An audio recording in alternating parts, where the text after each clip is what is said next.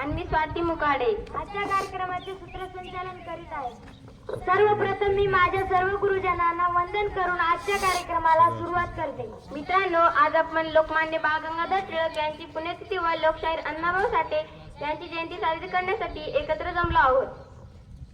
आजच्या या कार्यक्रमासाठी अध्यक्ष म्हणून लाभलेले आपल्या शाळेचे आदरणीय commander lieutenant colonel Shri Sanjayji Sonawane sir यांना मी अध्यक्ष स्थान भूषवण्याची विनंती करते. तसेच आपल्या शाळेचे कार्यक्रमाचे प्रमुख पाहुणे आपल्या शाळेचे प्राचार्य श्री निखिलजी राठोड सर यांना मी विनंती करते की त्यांनी आपले स्थान ग्रहण करावे. तसेच आपल्या शाळेचे उपप्राचार्य श्री डॉक्टर सोळंकी सर यांनी सुद्धा आपले स्थान ग्रहण करावे. तसेच आपल्या शाळेचे उपमुख्याध्यापक डॉक्टर प्रधान सर यांनी सुद्धा आपले स्थान ग्रहण करावे. तसेच आपल्या शाळेचे पर्यवेक्षक श्री पंकज बोरेकर सर यांनी सुद्धा आपले स्थान ग्रहण करावे. धन्यवाद सर. संस्कृती आहे आपली, प्रकाशाची शीतलता आहे, त्यात चंद्राची दीपप्रज्वलनाने सुरुवात करूया कार्यक्रमाची. हीच प्रथा आहे भारतीय संस्कृतीची. भारतीय संस्कृती. उपस्थित सर्व मान्यवरांना मी अशी विनंती करते की त्यांनी दीपप्रज्वलन करून लोकमान्य टिळक व अण्णाभाऊ साठे या महान व्यक्तीचं प्रतिमेस पूजन करावे.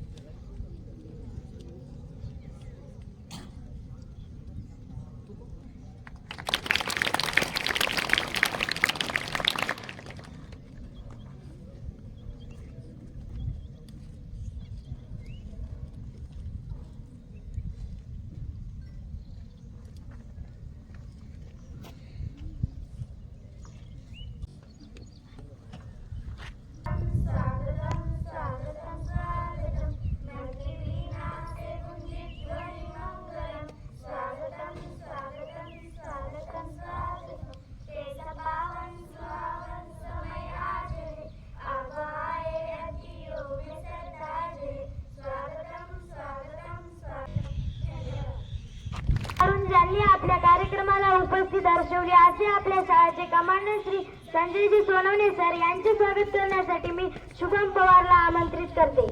शुभम. तसेच आजच्या कार्यक्रमाचे प्रमुख पाहुणे म्हणून लाभलेले आपल्या शाळेचे प्राचार्य श्री निखिलजी राठोड सर यांचे स्वागत करण्यासाठी मी अर्णव अतरमला आमंत्रित करते.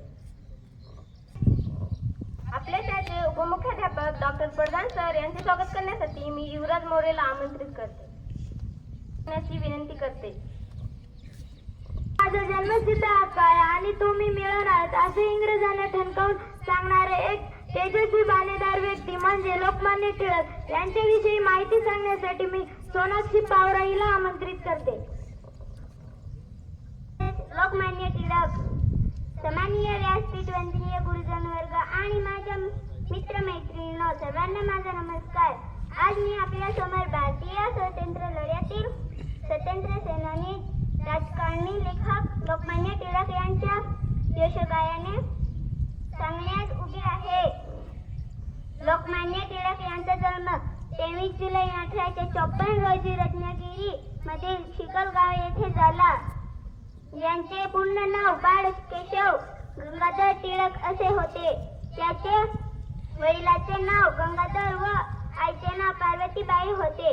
लोकमान्य टिळक लहानपणापासून कुशाग्र बुद्धीचे होते. आत्मविश्वास आणि निर्भीडपणा हे त्याचे गुण होते. 1877 मध्ये त्यांनी पुण्याच्या डॉकॅन कॉलेजमधून पदवी मिळवली. त्यांनी केसरी व मराठा ही वृत्तपत्रे सुरू केली. त्यांनी असे म्हटले, 1 ऑगस्ट 1920 रोजी लोकमान्य टिळक निधन झाले. भारतीय जनतेला स्वातंत्र्याचा मार्ग दाखवणारा दीपस्तंभ नेत्याचं माझे कोटी कोटी प्रमाण. धन्यवाद. धन्यवाद भाऊ साठे, त्यांनी दिला न्यायाचा धडा. त्याच कार्यक्रमाची माहिती आता आपण ऐकूया. तर मी अण्णाभाऊ साठे यांच्याविषयी माहिती सांगण्यासाठी रिंकू पावरा हिला आमंत्रित करते. भाऊ का जीवन संघर्ष और प्रेरणा का परिचित है.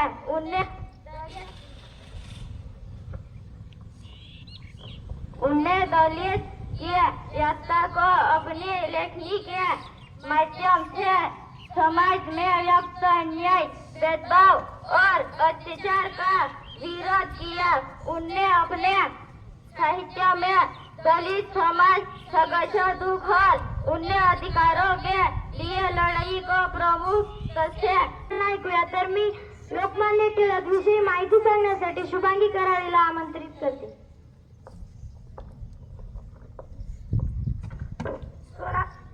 स्वराज्य हा माझा जन्मसिद्ध हक्क आहे व तो मी मिळवणारच, असे ब्रिटिश सत्तेला ठामपणे सांगणारे अर्थपेलू व्यक्तिमत्व म्हणजे लोकमान्य टिळक. यांच्या प्रतिमेस प्रथम अभिवादन करून आदरणीय व्यासपीठ, वंदनीय गुरुजन वर्ग आणि माझ्या मित्रमैत्रिणींनो, आज आपण लोकमान्य टिळक यांच्या पुण्यतिथी निमित्त एकत्र जमलो आहोत. त्याप्रसंगी मी तुम्हाला ज्यांची अबोध आणि ज्वलंत लेखणी होती तसेच भारतीय राष्ट्रीय चळवळीचे देशभक्त लोकमान्य टिळक यांच्या कार्याची यशोगाथा सांगणार आहे. लोकमान्य टिळकांचे पूर्ण नाव बाळ गंगाधर टिळक. त्यांचा जन्म 23 जुलै 1856 रोजी रत्नागिरी जिल्ह्यातील चिखलगाव या ठिकाणी झाला. त्यांच्या आईचे नाव पार्वतीबाई आणि वडिलांचे नाव गंगाधर होते. लोकमान्य टिळकांना लहानपणापासून कृषाग्रह बुद्धिमत्ता लाभली होती. गणित हा विषय टिळकांचा अत्यंत आवडता विषय होता. तसेच लोकमान्य टिळकांना अन्यायाविरुद्ध चीड होती. त्यांनी स्वदेशी बहिष्कार, राष्ट्रीय शिक्षणाचा पुरस्कार केला. त्यांचे सामाजिक आणि शैक्षणिक कार्य महान होणारा देशभर पसरवला. मोडले पण वाकणार नाही, मोडेल पण वाकणार नाही अशी त्यांची स्वराज्यासाठी मनापासून तयारी होती. अशा महान व्यक्तीचा 1 ऑगस्ट 1920 रोजी मृत्यू झाला. जय हिंद. धन्यवाद शुभांगी. समाजात जीवन जगण्यासाठी दिले त्यांनी अभिमानाचे स्थान. लोककलेतून केले त्यांनी जनमनाचे पुनर्निर्माण. असे साहित्यिक अण्णाभाऊ साठे यांच्याविषयी माहिती सांगण्यासाठी मी शुभांगी काळे तुला आमंत्रित करते. विजय काळे. मी इयत्ता 6वी ब मध्ये शिकते. ज्यांनी कलामाला तलवार बनवलं आणि आयुष्यभर स्वदेशीत प्रतिनिधी केला अशा लोकशाहीर अण्णाभाऊ साठेंना प्रणाम. आज आपण इथे एकत्र आलो आहोत केवळ एका साहित्यिकांच्या जयंतीसाठी नव्हे, तर एका क्रांतिकारी विचारवंताच्या आठवणी जगवण्यासाठी. माझं मनापासून स्वागत सर्व मान्यवरांचं आणि माझ्या समोर बसलेल्या प्रत्यक्षाचं. आपल्या सर्वांना लोकशाहीर अण्णाभाऊ साठेंच्या जयंतीच्या हार्दिक शुभेच्छा. देश के लिए जिन्होंने विलास को ठुकराया था, देश के लिए जिन्होंने विलास को ठुकराया था, सिखाया था, जिसने गिरे हुए को जिसने स्वाभिमान सिखाया था, जिसने हम सबको तूफानों से डरना सिखाया था. देश का वो था अनमोल दीपक जो अण्णाभाऊ साठे कहलाया था. अशा महान साहित्यिक लोकशाहीर अण्णाभाऊ साठे यांचा जन्म 1 ऑगस्ट 1920 रोजी सांगली जिल्ह्यातील वाटेगाव या ठिकाणी झाला.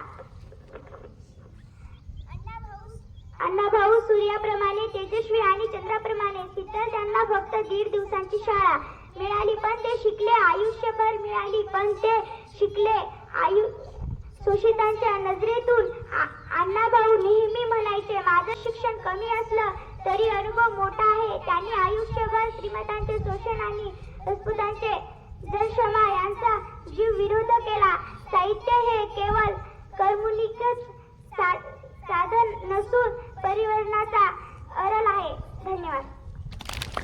मिळवणार अशी शिवगर्जना करून आपली राष्ट्रभक्ती व देशप्रेम न्यायाला ठणकावून व्यक्त करणारे लोकमान्य बाळ गंगाधर टिळक यांच्याविषयी माहिती सांगण्यासाठी मी कोमल कराळे हिला आमंत्रित करते. माझे नाव कोमल बंडू कराळे.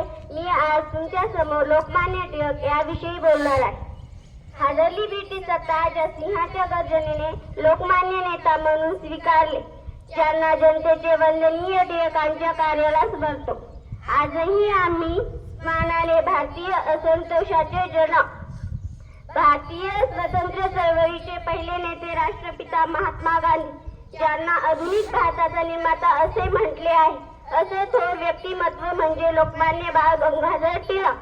अशा या तेजस्वी सूर्याचा जन्म 23 जुलै 1856 मध्ये रत्नागिरी जिल्ह्यातील चिखली या गावी झाला. बालपणापासून त्यांच्या मनात अन्यायाविरुद्ध चीड होती. ब्रिटिशांचे भारतीय जनतेवरील अत्याचार पाहून टिळकांनी भारतीय जनतेच्या स्वातंत्र्यासाठी लढा देण्याचा निश्चय केला. भारताला ब्रिटिशांच्या अन्यायाच्या विरोधातून सोडविण्यासाठी टिळकांनी अनेक आंदोलन केले आणि आपले संपूर्ण जीवन या भारत मातेला स्वातंत्र्य मिळवून देण्यासाठी अर्पण केले. भारतीय जनता संघटित करण्यासाठी त्यांनी सार्वजनिक गणोत्सव सुरू केले. या उत्सवाच्या निमित्ताने भारतीय समाजाला जागरूक करण्याचे कार्य टिळकांनी केले. सर्वसामान्य जनतेपर्यंत पोहोचण्याचे माध्यम म्हणजे वृत्तपत्र. म्हणून टिळकांनी वृत्तपत्रातून ब्रिटिशांच्या अन्यायकारक राजवटी विरुद्ध लिहिण्यास सुरुवात केली. त्यामुळे ब्रिटिश शासनाने त्यांच्यावर राजद्रोहाचा आरोप करून त्यांना 6 वर्ष मंडालेच्या तुरुंगात कारावासाची शिक्षा केली होती. या मंडालेच्या तुरुंगात असताना त्यांनी गातुरहस्य हा ग्रंथ लिहिला. स्वातंत्र्य हा माझा जन्मसिद्ध हक्क आहे आणि तो मी मिळवणारच. हा नारा ऐकल्यावर आजही रक्त साठल्याशिवाय राहणार नाही. टिळकांच्या या कार्याने लाखो लोक प्रभावित झाले होते आणि टिळकांनी भारताच्या स्वातंत्र्यासाठी शेवटच्या श्वासापर्यंत लढा दिला. अखेर 1 ऑगस्ट 1920 रोजी देण्यासाठी मी वैष्णवी नागरकर हिला आमंत्रित करते.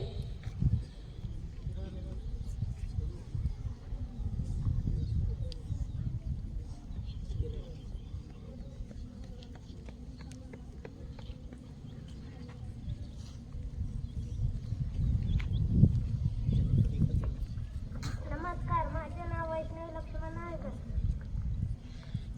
अध्यक्ष महोदय, पूज्य गुरुजन वर्ग, येथे जमलेल्या बंधू आणि भगिनींनो, मी आज तुम्हाला लोकमान्य टिळक यांच्याविषयी 4 शब्द सांगणार आहे. ते तुम्ही शांतपणे ऐकून घ्या ही नम्र विनंती.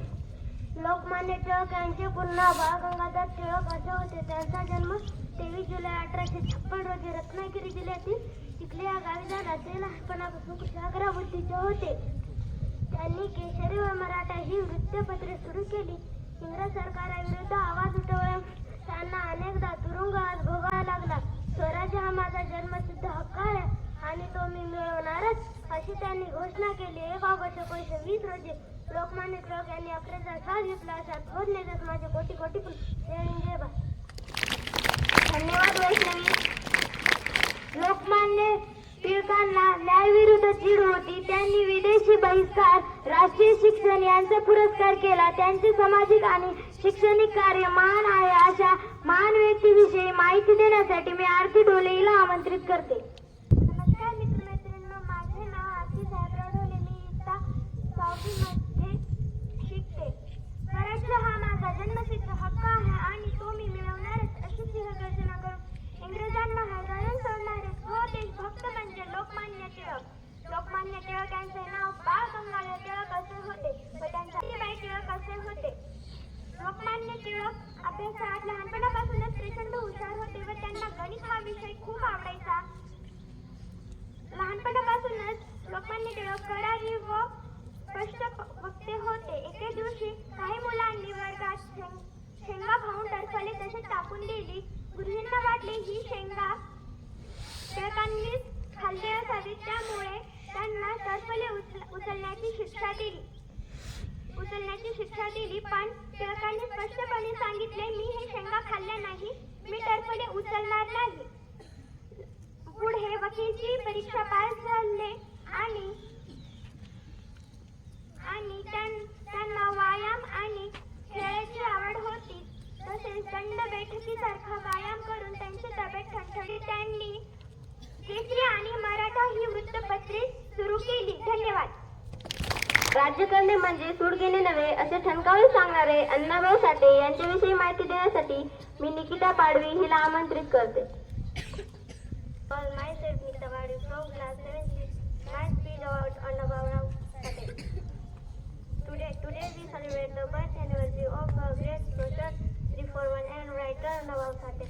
Nawab Sate, also known as Lokshay, this man people dedicated his life to fighting for the right of the injustice faced by Dalit and others. Communication and plays out against it through his powerful form and plays. He writings simple yet impactful. People he addressed issues like untouchability, cost, and the importance of cost. He believed that every opportunity. Nawab Sate was not just right, he was a man of action. He established school for Dalit children are working Dalit to forging jobs between different social classes. Today let's remember Nawab Sate legally and equitable. Socially let's celebrate his comprehension and his awarding commitment to equality. Thank you. Shri Gajanan Maharaj यांच्या स्फूर्तीस वंदन करून याच्या कार्यक्रमाला सुरुवात करतो. आदरणीय व्यासपीठ, माझे सहकारी मित्र आणि विद्यार्थी मित्रांनो, समाजात जगण्यासाठी दिले ज्यांनी अभिमानाचे स्थान, साहित्य आणि लोककलेतून केला समाजाचा पुनर्निर्माण.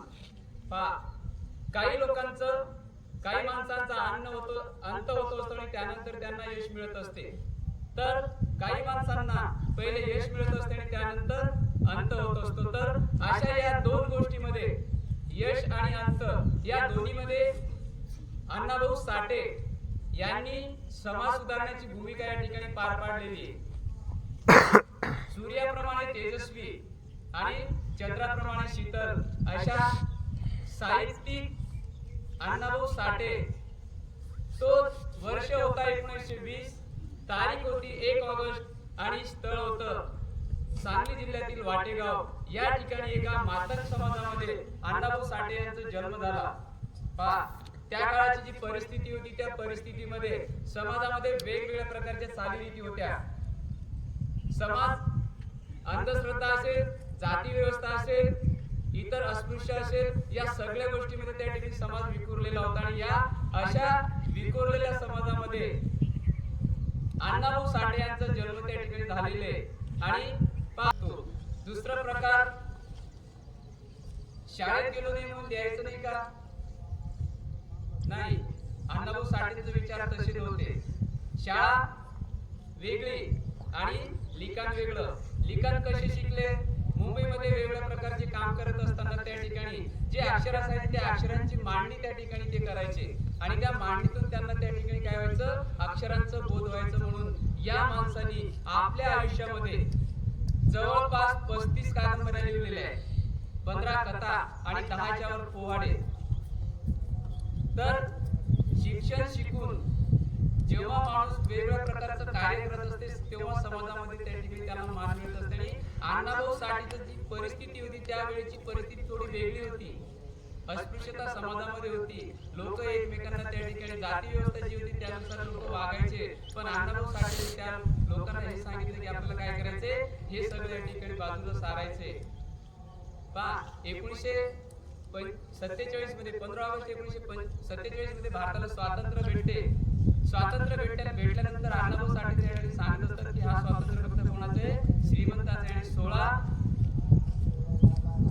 ऑगस्ट 1947 रोजी डब घेऊन ते मुंबईमध्ये जात असताना त्या डबावर थाप मारून त्या ठिकाणी सांगत असतात, ये आजादी झूठ है, बाकी सब क्या है, भूखे है. म्हणजे स्वातंत्र्य जरी आपल्याला भेटलं, पण जी भारताची जनता होती कशी होती, उपाशी होती. म्हणजे या स्वातंत्र्याला काही महत्व नाही, असं त्या ठिकाणी अण्णाभाऊ साठेंनी आपल्या भाषणामध्ये किंवा त्या डबाच्या माध्यमातून, त्या पोवाड्याच्या माध्यमातून त्या ठिकाणी सांगितलेले. काही लोकांचे विचार असतात. अण्णाभाऊ साठेंच्या ज्या काही कादंबऱ्या होत्या, त्यामध्ये चित्रा, सुलतान, फकीरा या ज्या कादंबऱ्या होत्या त्या कादंबऱ्या रशियामध्ये ते जायच्या पहिलेच त्या ठिकाणी पोहोचलेल्या होत्या. म्हणजे त्या कादंबरीचं त्या लेखनाचं इतकं प्रभाव त्या लोकांवर झालेलं होतं की ते लोक त्या विचारांनी त्या ठिकाणी कसे होते, एकदम त्या रशियामध्ये आनंदात होते आणि त्यांना माहित होतं की अण्णाभाऊ साठे कुठे येणारे, आपल्या रशियामध्ये या ठिकाणी येणार. आणि जेव्हा लेनिन जो आहे तो रशियामध्ये क्रांती करत असतो आणि क्रांती केल्यानंतर त्या लेनिनचे फोटो पूर्ण रशियामध्ये वेगवेगळ्या चौकामध्ये त्या ठिकाणी लागत असतात. त्यासोबतच अण्णाभाऊचे जे विचार होते ते रशियन लोकांच्या डोक्यामध्ये त्या ठिकाणी बसलेले होते, म्हणून त्यांनी सुद्धा काय केलं, लेनिनच्या बाजूने अण्णाभाऊ साठे यांचे जे काही पुतळे होते ते पुतळे त्यांनी त्या रशियामध्ये लावून ठेवले. पण लेनिनची सत्ता गेल्यानंतर त्यावेळेस रशियामध्ये पुन्हा क्रांती होत असते आणि क्रांती झाल्यानंतर ज्या ज्या ठिकाणी लेनिनचे पुतळे असतात ते पूर्ण पुतळे त्या रशियामधून काढले जात असतात. पण त्या शेजारी जे अण्णाभाऊ साठेंचे पुतळे असतात ते पुतळे मात्र त्या ठिकाणी त्या जागेवरच असतात. म्हणजे हा आहे त्या व्यक्तीच्या विचारांचा प्रभाव. आपण वेगवेगळ्या लोकांचे विचार ऐकतो, आपण शाळेमध्ये तुम्हाला वेगवेगळ्या लोकांच्या गोष्टी सांगतो, पण आपण काय करतो, इकडून ऐकतो आणि इकडून सोडून देतो. बरोबर आहे. रशिया सारख्या देशामधल्या लोकांनी जर समजा अण्णाभाऊ साठेंचं जे तत्वज्ञान होतं, जे साहित्य होते, त्या साहित्यातून त्यांनी काय केलेले, आपली प्रगती केलेली आहे. पण आपल्या भारतामध्ये इतके महान लोक होऊन गेलेले तरी सुद्धा आपण काय करत असतो, त्यांचे विचार आपल्या डोक्यामध्ये या ठिकाणी घेत नसतो. तर अशा पद्धतीनं अण्णाभाऊ साठे यांनी समाज सुधारण्याचं काम त्या काळामध्ये त्या ठिकाणी केलेले. 6 डिसेंबर लेखणी घेऊन त्या स्टेजवर जात असताना त्या ठिकाणी काय करत असतात, डॉक्टर बाबासाहेब आंबेडकर यांना अभिवादन करत असतात. अभिवादन करत असताना ते डॉक्टर बाबासाहेब आंबेडकरांच्या विचारामध्ये त्या ठिकाणी मग्न होते. तर आपण सुद्धा आपल्या आयुष्यामध्ये विचारामग्न असायला पाहिजे. जे काही परिस्थिती आपल्या बाजूला आहे त्या परिस्थितीतून आपण शिकायला पाहिजे. पण आपण काय करतोय, काही गोष्टी घेतो आणि काही गोष्टी सोडून देतो. तर अशा पद्धतीने या ठिकाणी या महान व्यक्तीचं 16 जुलै 1969 रोजी मुंबईमध्ये काय होत असते, निधन होत असते. आणि समाजामध्ये अस्पृश्यता, दारिद्र्यता ह्या ज्या गोष्टी आहेत, या गोष्टीला त्या व्यक्तीने आपल्या आयुष्यामध्ये काय केलेले, विरोध केले. तर अशा पद्धतीने या महान व्यक्तीला आज त्यांच्या जयंती निमित्त मी सुरेश राठोडकरांना आज अभिवादन करतो आणि माझे 2 शब्द या ठिकाणी संपतो. जय हिंद, जय महाराष्ट्र. हादरली ब्रिटिश सत्ता ज्या सिंहाच्या गर्जनेने लोकमान्य नेता म्हणून स्वीकारले ज्या जनतेने, वंदन टिळकाच्या कार्याला स्मृत आधी आम्ही सन्मानाने. तर लोकमान्य टिळक विषयी माहिती देण्यासाठी मी सचिन पाटील सरांना आमंत्रित करते. सरस्वती संस्थेचे आराध्य दैवत सद्गुरू श्री गजानन बाबा आणि ज्यांना अभिवादन करण्यासाठी आज आपण या ठिकाणी जमलेले आहेत, त्यांचा जन्म झालेला असे साठे साहेब आणि दुसरे आपले लोकमान्य टिळक यांना प्युअर अभिवादन करतो. त्याचप्रमाणे डायसवर उपस्थित असलेले आपल्या शाळेचे commandant sir, principal sir, vice principal sir, उपमुख्याध्यापक, पर्यवेक्षक, उपस्थित गुरुजन वर्ग आणि विद्यार्थी मित्रांनो. आता बऱ्याच विद्यार्थ्यांनी बऱ्याच गोष्टींमध्ये भर घातलेली आहे तुमच्या, आणि मला सरांनी सांगितलं की लोकमान्य टिळकांवर आता बोलायचं. बैठे बैठे सावधान, आराम से. लोकमान्य टिळक म्हटल्यानंतर आपल्या समोर बऱ्याच गोष्टी येतात. अगदी 1856 त्यांच्या जन्मापासून तर 1920 पर्यंतच्या जेवढे इतिहासामध्ये घडामोडी घडल्या असतील त्या सगळ्या आपल्या डोळ्यासमोरून एकदम तरळून जातात. तर अशा या महान पुरुषांचं जे जडणघडण झालेलं होतं, त्यांचे वडील जे होते गंगाधर पंत, त्यांच्या छत्रछायेखाली झालेलं होतं. हे जवळपास 82च्या दरम्यान हे जग सोडून गेले. तर त्यावेळेसच्या पद्धतीप्रमाणे 1871 मध्ये त्यांचं लग्न झालेलं होतं आणि लग्नामध्ये आपण पाहतो रुखवत वगैरे आताचे जे लग्न आहे तुम्ही पाहिलेले आहेत, पण त्यावेळेसचे लग्न लहानपणीच व्हायचे परिस्थितीनुसार. तर त्यावेळेस त्या लहान मुलांना भवरे, वेगवेगळे खेळणे आणि त्यांच्या वयानुसार जे साहित्य असेल ते द्यायचे. पण टिळकांनी ते असं काही न मागता त्यांनी पुस्तकं मागितले. म्हणजे एकंदरीत त्यावेळेस पासूनच त्यांचा जो कल होता हा त्यांच्या घरच्यांच्या आणि बाकीच्या लोकांच्या पण निदर्शनास यायला लागला. जसं जसं त्यांचं वय वाढत गेलं तसं तशी त्यांची समज वाढत गेली, अभ्यास वाढत गेला, व्यासंग वाढत गेला. मॅट्रिकची परीक्षा पास झाले. त्या दरम्यान सिंहगडला फिरायला गेले. फिरायला गेल्यानंतर अगदी त्यांची शरीरयष्टी हाडकुडी होती. ते डोक्यावर खेंड वगैरे म्हणतो आपण, बेंड तसे पडलेले होते, पुरुष एकदम. आणि कुणी अगदी साधारण दिसतील असे, तर सिंहगड चढत असताना त्यांना ताप लागली, मित्रांनी चिडवलं, तर त्यांनी ठरवलं की पूर्ण 1 वर्ष आपल्याला आता फक्त शरीर प्रकृतीसाठी द्यायचं. आणि 1 वर्षामध्ये त्यांनी इतका प्रचंड बदल करून आणला स्वतःमध्ये शारीरिक दृष्ट्या की सगळे अचंबित झाले. त्यांनी सांगितलं की पुढचं कार्य जर आपल्याला काही करायचं असेल तर आपलं शरीर मजबूत असणं फार गरजेचं आहे, नाही तर बाकीच्या गोष्टी होणार नाही. नंतर 1877-78च्या दरम्यान त्यांनी डेक्कन कॉलेजमध्ये ऍडमिशन घेऊन त्या ठिकाणी वकिली शिकण्यास प्रारंभ केला. त्या ठिकाणी गोपाळ गणेश आगरकर, ज्यांना आपण सुधारक म्हणतो, त्यांच्याची भेट झाली. कालांतराने त्यांचे मतभेद पण झाले. नंतर शिक्षण चालू असतानाच हळूहळू पुढचा काळ येत गेला. त्यांनी 81 मध्ये मराठा आणि केसरी हे 2 वृत्तपत्र काढले. मराठा इंग्लिश मध्ये आणि केसरी हा जो मराठीमध्ये होता ते गोपाळ गणेश आगरकर त्याच्यामध्ये लेख लिहित. नंतर 85च्या दरम्यान त्यांच्यामध्ये मतभेद व्हायला सुरुवात झाली, गोपाळ गणेश आगरकर आणि लोकमान्य टिळक. आणि मुद्दा असा होता की काही लोकांचं म्हणणं होतं की आपण पहिले देश स्वतंत्र करू आणि नंतर सामाजिक विषयाला हात घालू. तर याच्यामध्ये टिळकांनी जी बाजू घेतलेली होती ती देशाला स्वतंत्र करायची आणि आगरकरांनी बाजू घेतलेली होती समाज सुधारण्याची. तर त्याला उत्तर देताना आता खूप मोठा युक्तिवाद दोघांनी केलेला आहे, तो एवढा ती सांगत बसण्यात अर्थ नाही. पण एकंदरीत जर थोडक्यात सांगायचं तर टिळक आणि त्यांच्या गटाचं म्हणणं म्हणजे ऍक्च्युली टिळकांचं म्हणणं नव्हतं, पण त्यांचे जे कार्यकर्ते अनुयायी होते त्यांचं म्हणणं होतं की आपण अगोदर देश स्वतंत्र करू आणि नंतर हळूहळू सामाजिक सुधारणाकडे वळू. म्हणजे म्हणायचा अर्थ असा होता की देश कधी स्वतंत्र होईल सांगता येणार नाही, त्याला 2 पिढ्या लागू शकतील, त्याला 50 वर्षे लागू शकतील, आणि नंतर हळूहळू करू समाज सुधारणा. याचाच अर्थ की त्या लोकांवर सोडून देऊ. आणि म्हणजे तर त्यांच्या गावामध्ये एक बालविवाह होणार होता आणि जी मुलगी होती ती 9 महिन्याचीच होती. त्यांनी रिपोर्ट केला. रिपोर्ट केल्यानंतर त्या ठिकाणी कलेक्टर, SP सगळे मोठे माणसं त्या गावामध्ये आले आणि त्यांनी तो विवाह थांबवला. आणि रात्र होऊन ते निघून गेले. निघून गेल्यानंतर परत जवळपास रात्री 2 वाजता तो विवाह लावण्यात आला. पण मग आता या स्त्रीने जी साथीन नव्हती त्या गावामध्ये जे कार्य शासनाने तिला दिलेलं होतं तिच्यावर त्या गावातल्या लोकांचा रोष होता. त्यांनी त्या स्त्रियाला खूप त्रास दिला. तिला अक्षरशः नोकरी सोडून जावं लागलं. तिच्या पतीला मारहाण सुद्धा करण्यात आली, तिच्यावरही अत्याचार करण्यात आला. तिने कोर्टामध्ये केस केली. कोर्टावाल्यांनी ते मागं घ्यायला सांगितलं पोलीसवाल्यांनी, पण तिने काही ऐकलं नाही. कोर्टामध्ये गेली, केस कोर्टामध्ये गेली आणि लोकांनी अक्षरशः मोर्चे काढले की त्यांना सोडून देण्यात यावं. म्हणजे प्रेशर आलेलं होतं आणि कोर्टाने त्यांना सोडून दिलं. सोडून दिल्यानंतर त्या माणसाची जंगी मिरवणूक सुद्धा काढण्यात आली. हे 1992ची गोष्ट सांगतोय मी. म्हणजे आता जवळपास 2000 होतील. आणि ही परिस्थिती जर या काळामध्ये असेल तर त्या काळामध्ये लोकांना जागरूक करणं, त्यांना समजावून सांगणं किती कठीण असेल याची एक कल्पना तुम्हाला आली असेल.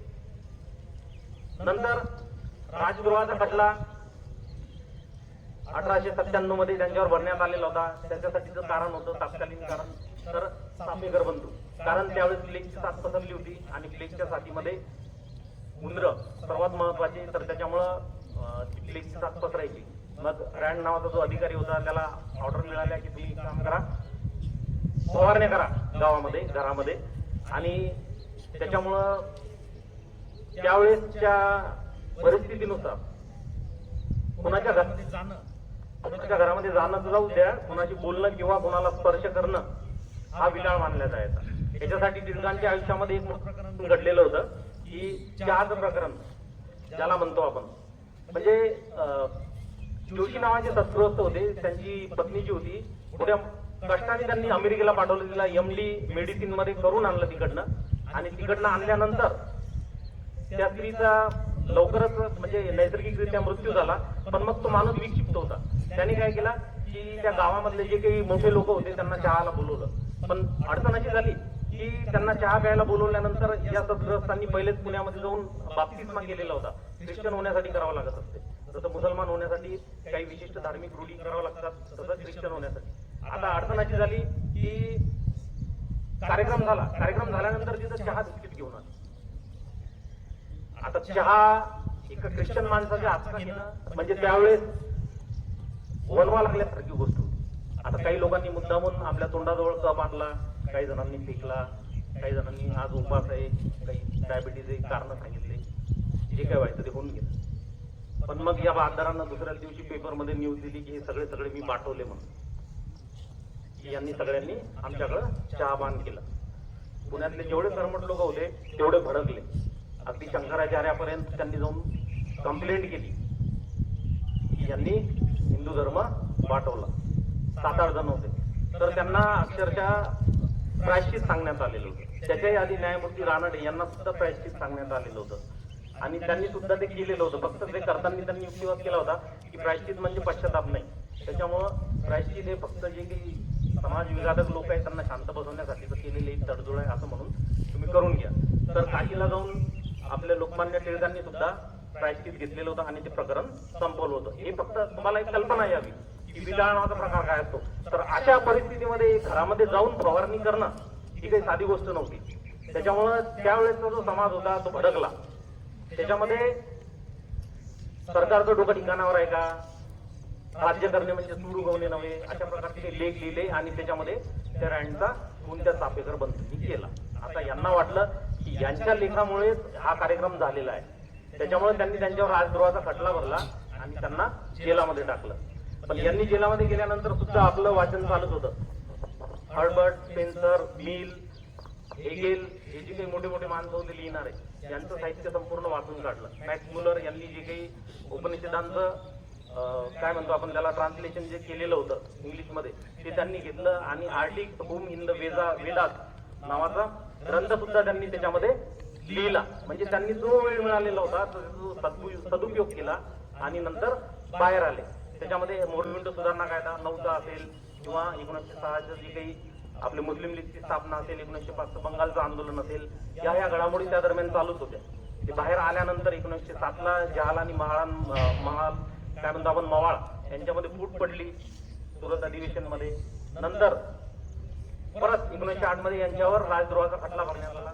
कारण त्यांनी त्यावेळेस बॉम्बस्फोटमध्ये 2 ब्रिटिश स्त्रिया त्यांचं डेथ झालेली होती. त्याच्यावर त्यांनी लेख लिहिलेला होता. त्याच्यामुळे त्याच्यातही गुंतवलं त्यांना आणि परत जेलामध्ये टाकलं.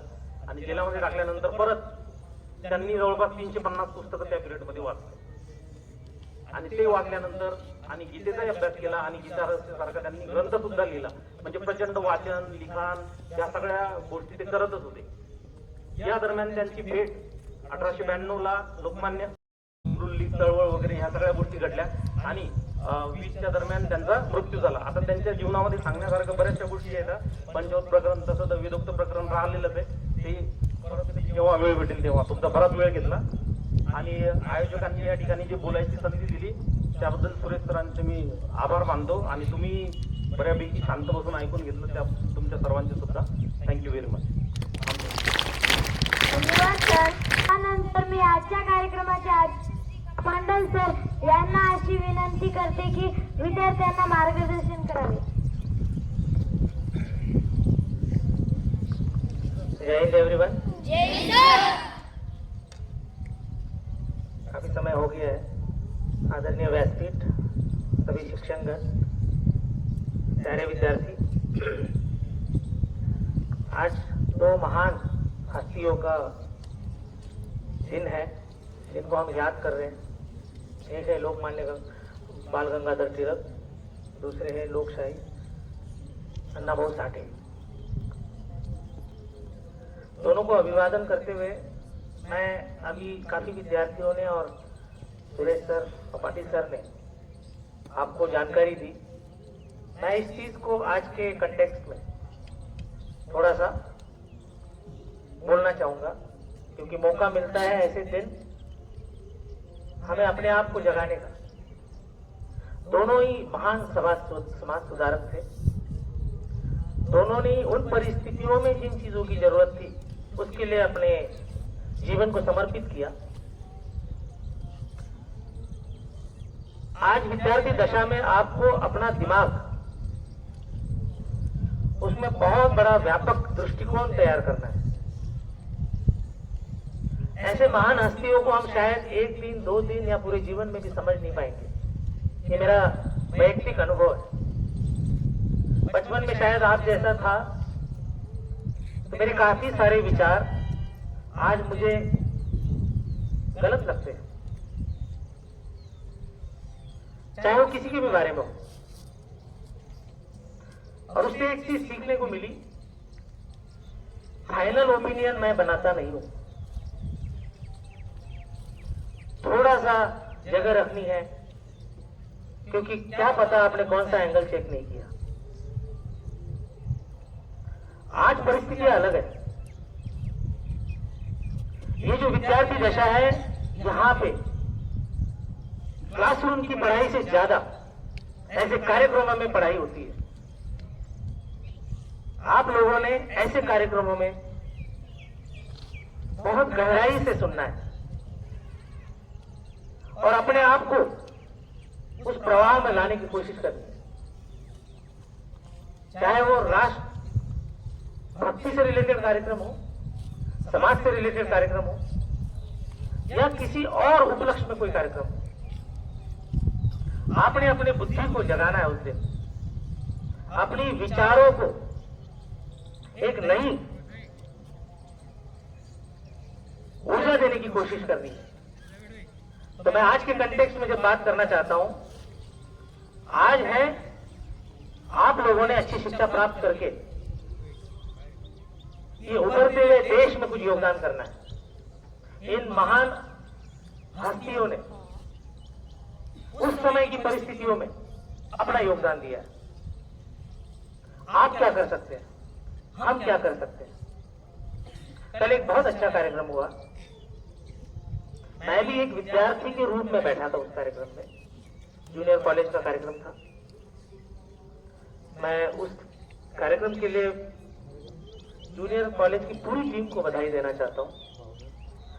बहुत अच्छा कार्यक्रम हुआ। जो 4 थोड़े से सक्सेसफुल लोग हमारे बीच में आए थे बाहर से, 11वीं 12वीं के एनडीए छोड़ के बाकी बच्चे बैठे हैं इधर, हाथ ऊपर करो। 11वीं 12वीं के बच्चे, ओके, लगभग सारे ही प्रेजेंट थे। ओके,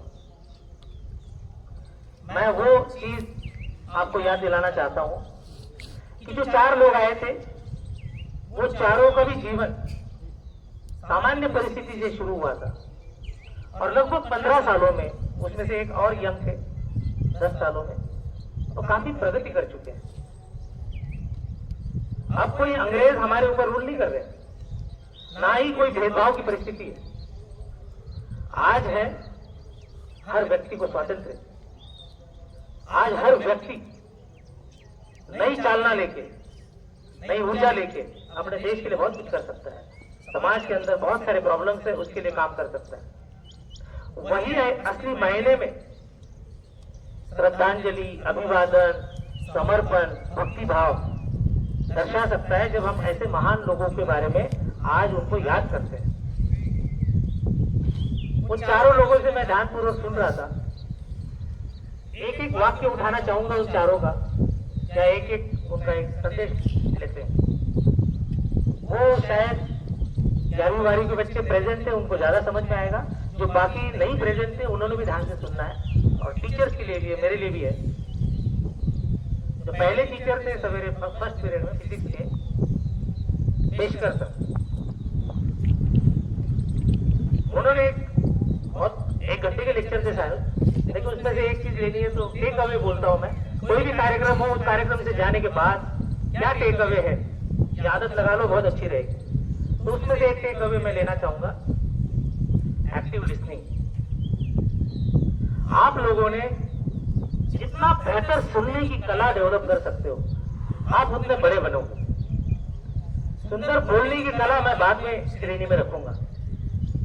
जिसको जितना सुंदर सुनना आता है, वो उतना बड़ा बनेगा, याद रखना है। तो आज आप विद्यार्थी हैं, आपको ध्यानपूर्वक कहीं पे भी सुनने का एक भक्तिभाव होना चाहिए, एक डिसिप्लिन होनी चाहिए। आपको ये आदत लगने में बहुत टाइम लगेगा। कुछ लोगों को नेचुरल होता है, उसका बहुत फायदा है। आपको एग्जाम के लिए बहुत कम रिवीजन करना पड़ती है जब आप क्लास में ध्यानपूर्वक सुनते हो। अगर किसी ने ध्यान से अगर क्लास अटेंड की है, उसको जाके पढ़ने की भी जरूरत नहीं, तो वैसे ही पास हो जाता है। विद्यार्थी दशा का फायदा, लेकिन जीवन में बहुत बड़ा पॉइंट है ये। दूसरा जो लेक्चरर थे यशवंत चौहान सर, केमिस्ट्री के, उन्होंने 3D बताया। मैं एक ही पॉइंट ले रहा हूँ, काफी कुछ सुनने लायक था। Devotion, dedication, discipline. उन्होंने ये प्रकट भी किया है कि आपकी डिसिप्लिन तो वैसी अच्छी है, आप सैनिक स्कूल के हो। डिवोशन, डेडिकेशन, डिसिप्लिन, एक भक्ति भाव, आदर भाव, एक कर्म से रिलेटेड कमिटमेंट और अनुशासन। मराठी में, हिंदी में अगर आपको समझना है, ये चीज जीवन के पिलर है। यहाँ देखिए, लोग शायद अन्नाभाऊ साठे 1.5 दिन स्कूल गए, तो क्या स्कूल सब कुछ डिसाइड करेगा? क्या आप कितना पढ़े लिखे हो इससे फर्क पड़ता है क्या? उससे बहुत थोड़ा फर्क पड़ता है। आप 10वीं पास है, 12वीं पास है, या ग्रेजुएट है, या आप क्या क्वालिफाइड है, ये बहुत छोटा भाग है जीवन का। ये साबित होता है, काफी लोगों से उदाहरण मिलता है।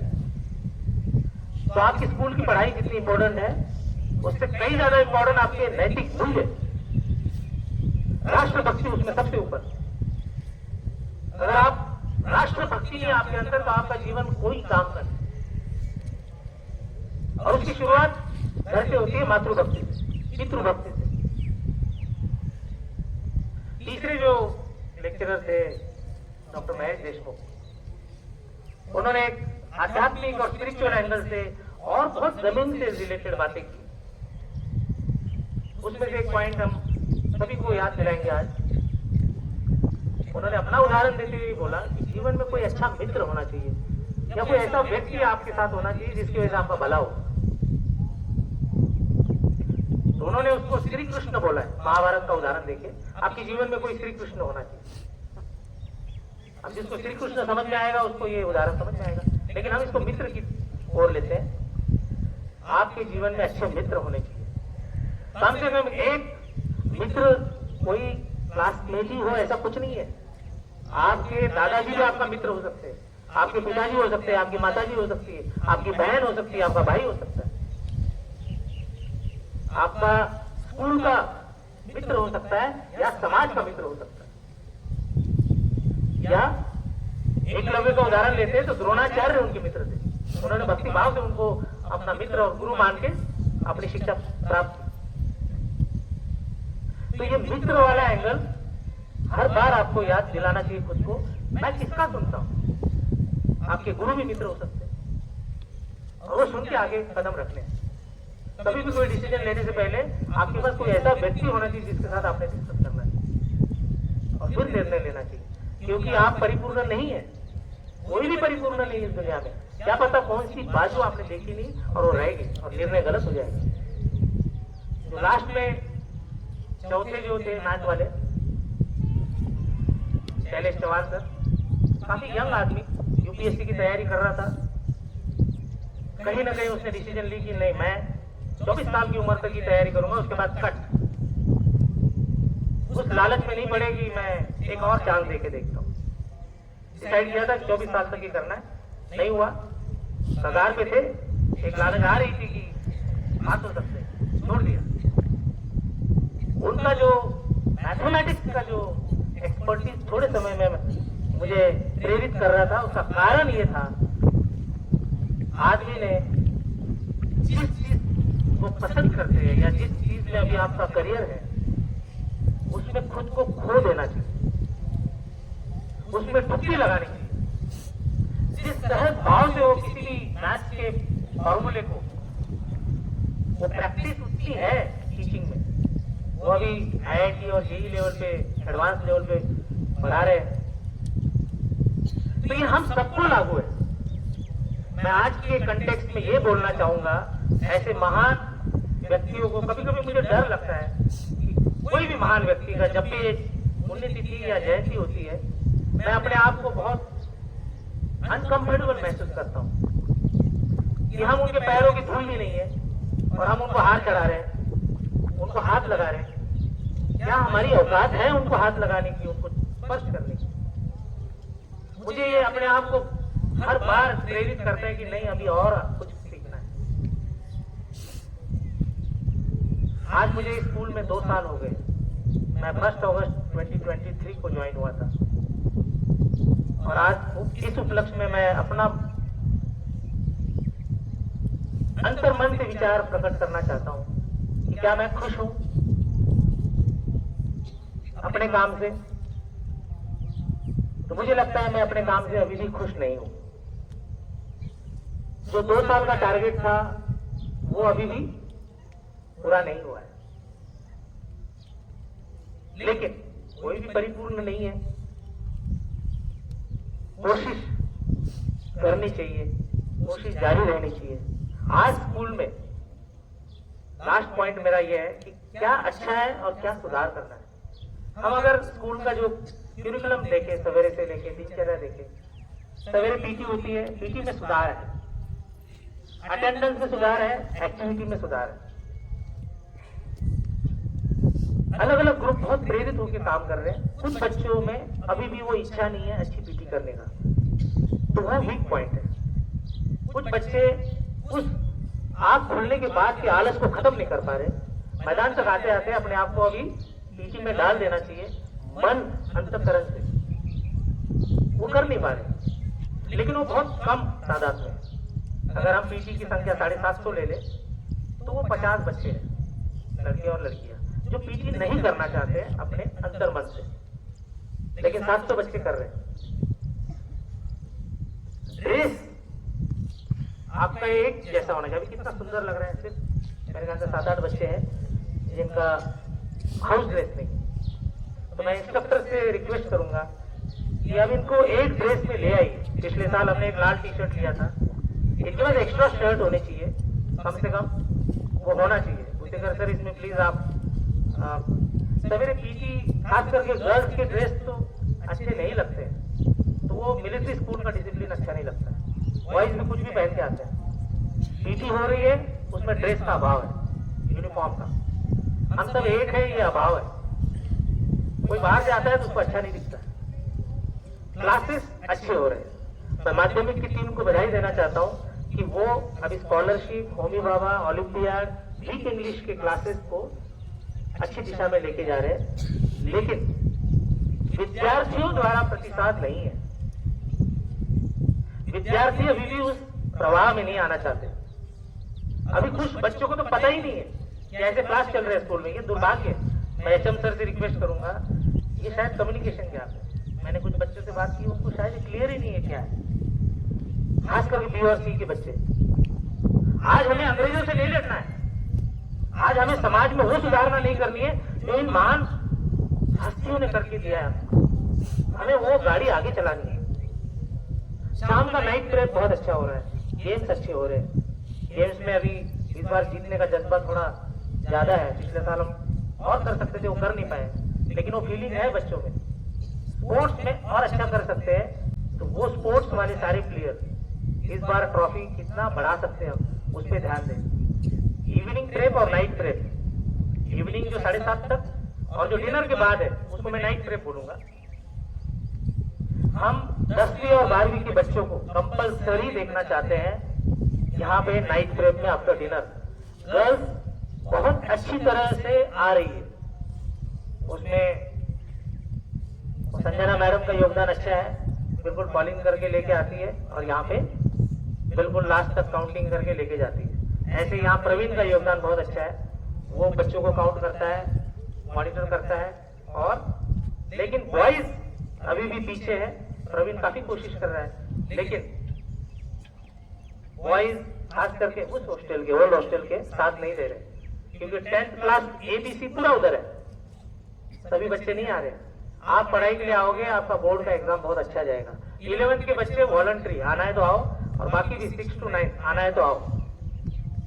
यही सही मायने में ऐसे महान हस्तियों के सामने नमन करते हुए, अपने देश के प्रति श्रद्धा भाव व्यक्त करते हुए, इन्होंने जो कार्य शुरू किया था उस कार्य को आगे बढ़ाने के लिए हमें अपने आप पे काम करना है। ये नहीं भूलना है। हम सब मिलके अच्छा काम करें, उसके लिए आपको बहुत अच्छी शिक्षा ग्रहण करनी है।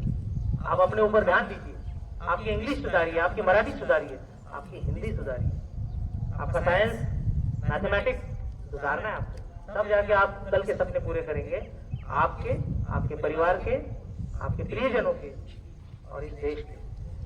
मैं आशा करता हूँ कि हम सब मिलके ऐसे महान लोगों को जब अभिवादन करते हैं, नमस्कार करते हैं, तो अपने मन में थोड़ी सी आस्था और जगाए और उनके कार्य को हम आगे बढ़ा रहे इस भाव को महसूस करें। उसके लिए खुद से शुरुआत होती है, वो करनी है हमें, और मुझे उम्मीद है हम सब एक साथ हैं। Thank you, Jai Hind.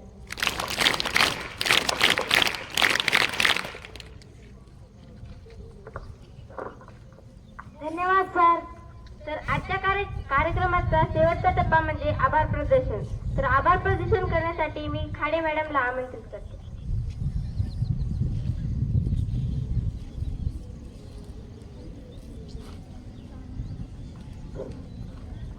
Jai Hind. All of you. आवाज नहीं आ रही. जय हिंद. जय हिंद. सब जाग गए नींद में से? यानी सो रहे थे क्या? Jai Hind all of you. फिर कम हो गया आवाज. Jai Hind all of you. Okay. आभार व्यक्त कराया शब्द मला न सुचले. आभार व्यक्त कराया शब्द मला न सुचले. व्यक्त कराया स्नेह शब्द काही मी वेचले. व्यक्त कराया स्नेह शब्द काही मी वेचले. याच माझ्या भावना आणि हेच माझे शब्द माझ्या मनाचे. तर आजच्या कार्यक्रमासाठी उपस्थित राहिलेले आजच्या कार्यक्रमाचे अध्यक्ष आपल्या शाळेचे कमांडंट सर माननीय सोनवणे सर यांनी वेळात वेळ काढून या ठिकाणी उपस्थिती दर्शवली, त्याबद्दल त्यांचे मनापासून आभार व्यक्त करते. तसेच आजच्या कार्यक्रमाला लाभलेले प्रमुख पाहुणे आपल्या शाळेचे मुख्याध्यापक निखिल राठोड सर यांचे मी आभार व्यक्त करते. तसेच आजच्या कार्यक्रमाला लाभलेले आपल्या शाळेचे उपमुख्याध्यापक सोळुंके सर व पडगार सर यांचे मी आभार व्यक्त करते. आपल्या शाळेचे पर्यवेक्षक बोरेकर सर यांनी वेळात वेळ काढून या ठिकाणी उपस्थिती दर्शवली, त्याबद्दल त्यांचे आभार व्यक्त करते. आणि या कार्यक्रमाचे खूप छान सूत्रसंचालन केल्याबद्दल या दोन्ही मुलींचे आभार व्यक्त करते. आणि अण्णाभाऊ साठे यांच्याबद्दल आपल्याला अगदी छान मार्गदर्शन केल्याबद्दल सुरेश राठोड सरांचे आभार व्यक्त करते. आणि त्यानंतर लोकमान्य टिळक यांच्याविषयी तुम्हाला अतिशय छान मार्गदर्शन केल्याबद्दल सचिन पाटील सरांचेही मी आभार व्यक्त करते. आणि हा कार्यक्रम पार पाडण्यासाठी सुरेश राठोड सरांनी जी काही मेहनत घेतली आणि ज्या मुलांचे भाषण अगदी तयार करून घेतले, छान भाषणही मुलांनी केले, त्याबद्दल मुलांचेही आभार आणि सुरेश राठोड सरांचे मी आभार व्यक्त करते. तसेच अध्यक्षांच्या वतीने हा कार्यक्रम इथे संपला असे मी जाहीर करते. धन्यवाद.